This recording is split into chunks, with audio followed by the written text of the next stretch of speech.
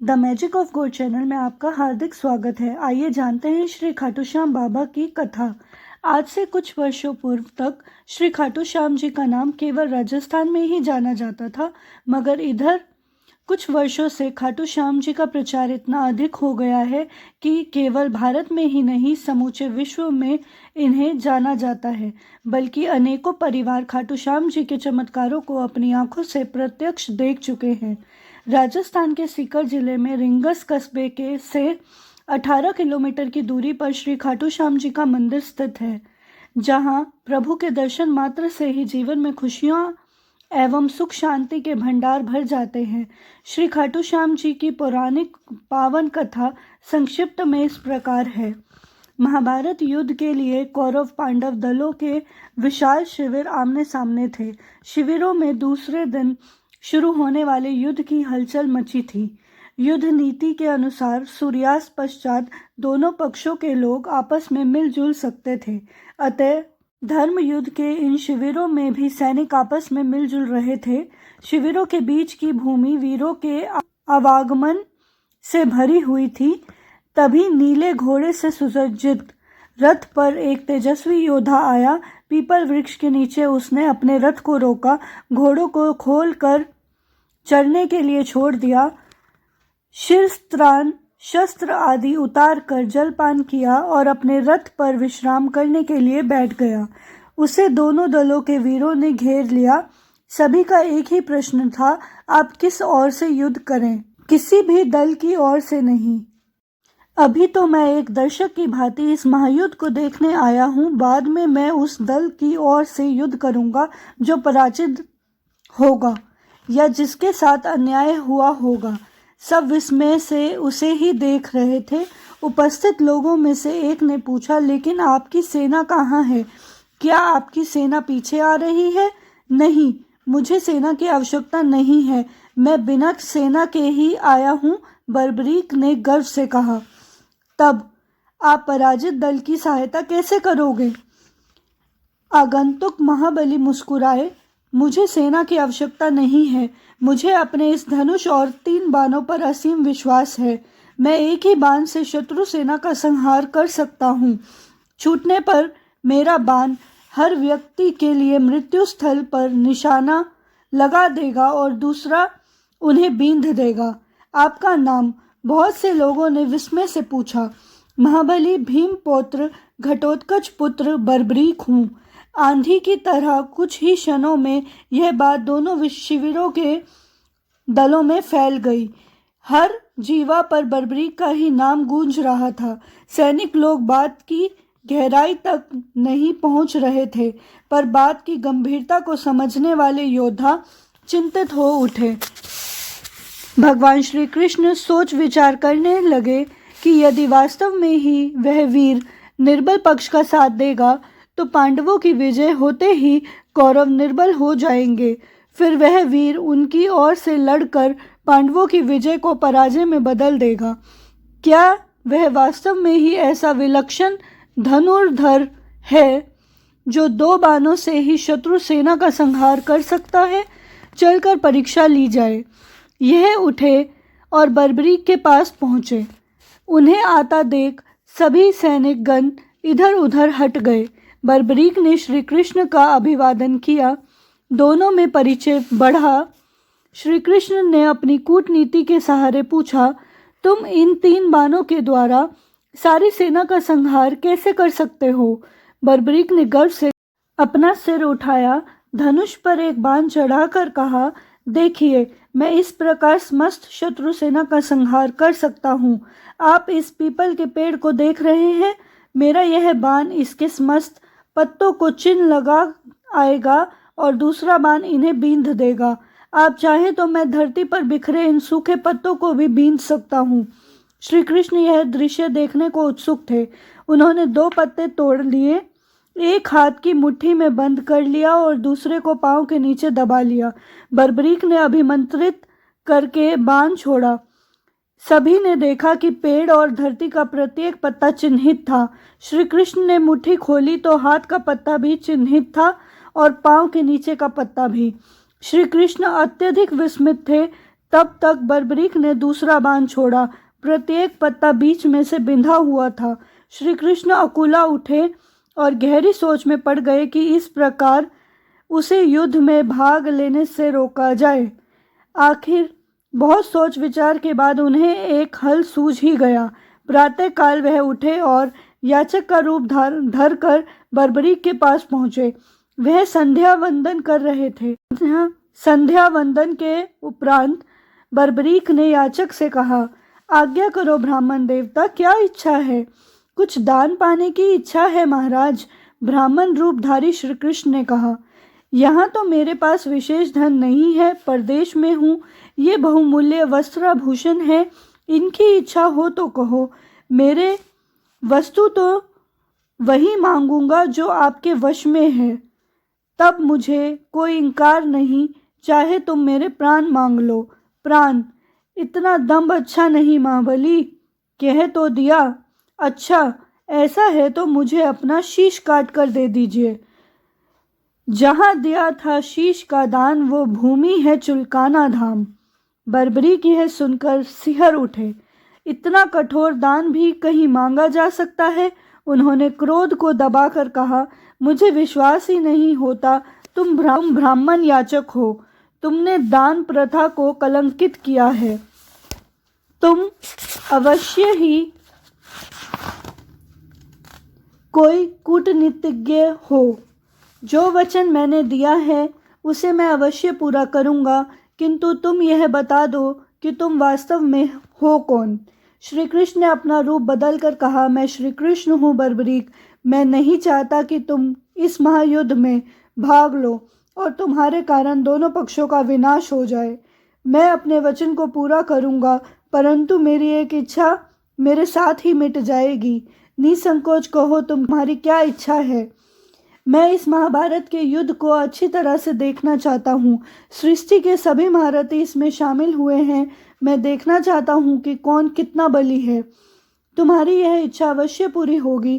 कहते हैं कि भगवान श्री कृष्ण ने बर्बरीक के सिर को किसी दैवीय औषधि के सहारे जीवित रखा। वह उसे पीपल के वृक्ष की सबसे ऊंची शाख पर टांग दिया, जिससे कि वो भली भांति युद्ध देख सके। और यह बात सही है कि बर्बरीक ने उस धर्म युद्ध को भली भांति देखा। 18 दिन तक महाभारत का महायुद्ध हुआ। अंत में दुर्योधन की मृत्यु के साथ इस महायुद्ध का अंत हुआ। पांडव विजयी हुए और कौरव पराजित हुए।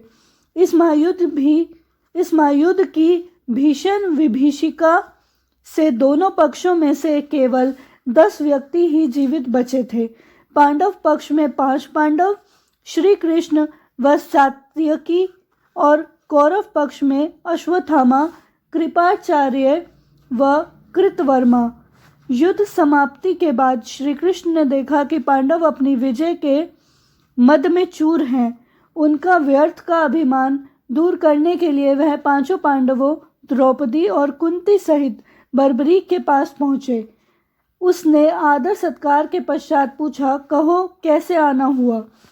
सभी उसके मुख से अपनी वीरता की प्रशंसा सुनना चाहते थे।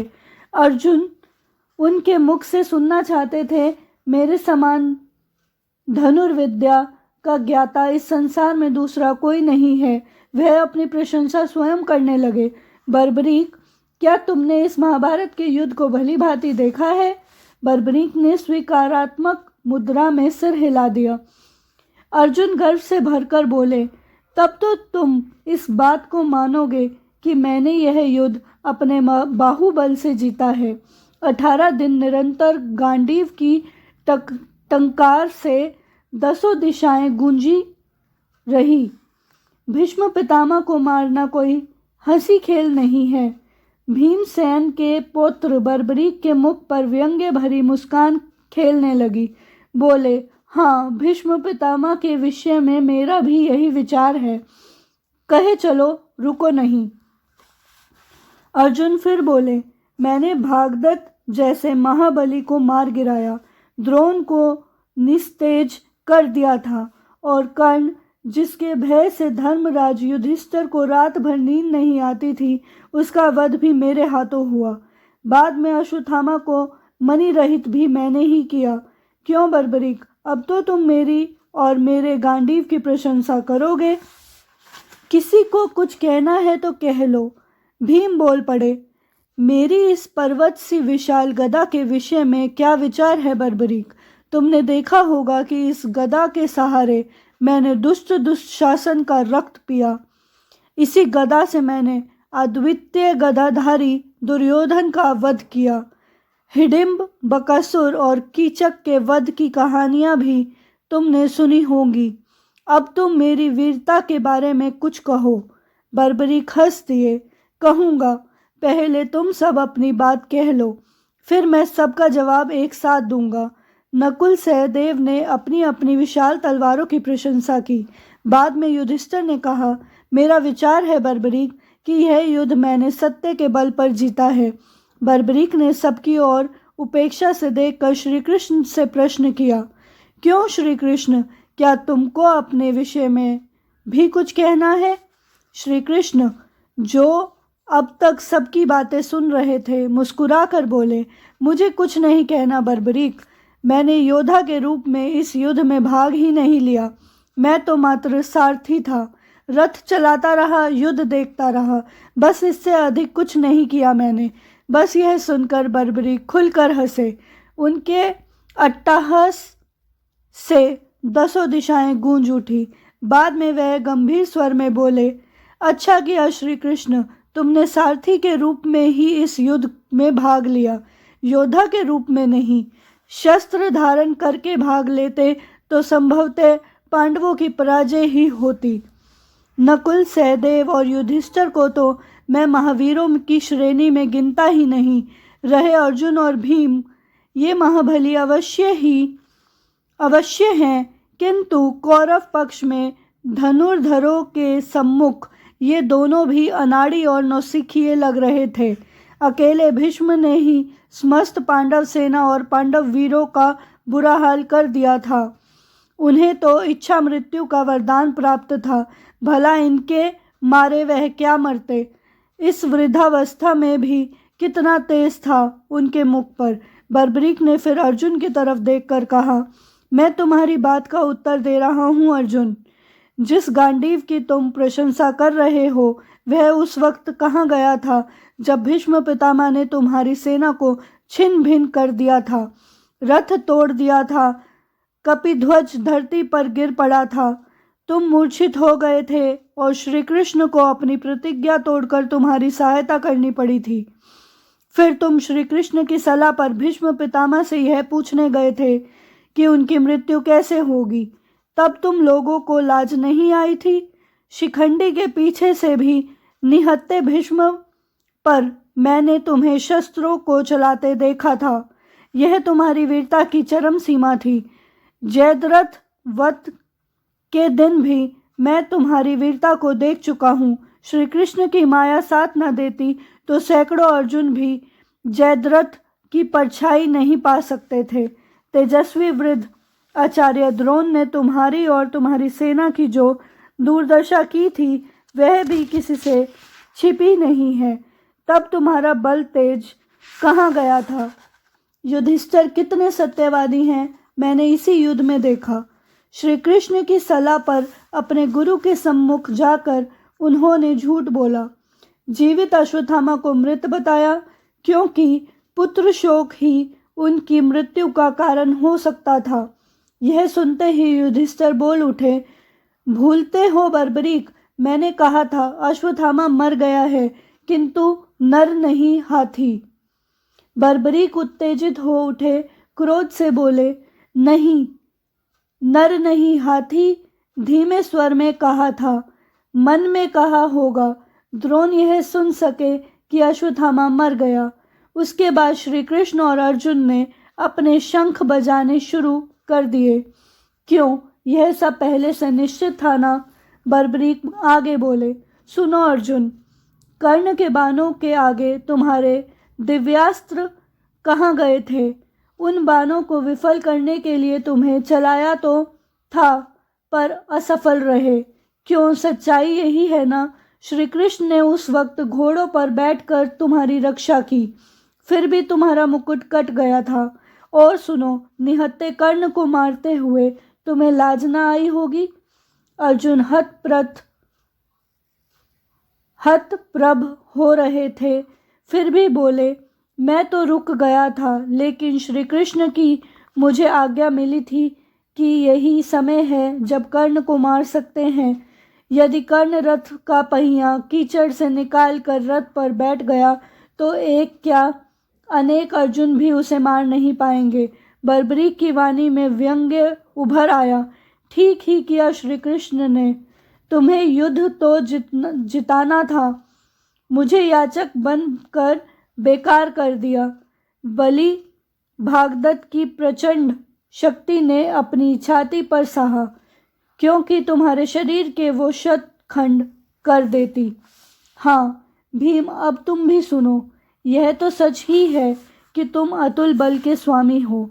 तुमने निश्चित ही हिडिंब, बकासुर और कीचक को मारा, पर इस युद्ध को गदा से नहीं जीता जा सकता था, क्योंकि इस युद्ध में इस युग के सर्वश्रेष्ठ धनुर्धारी सम्मिलित हुए थे।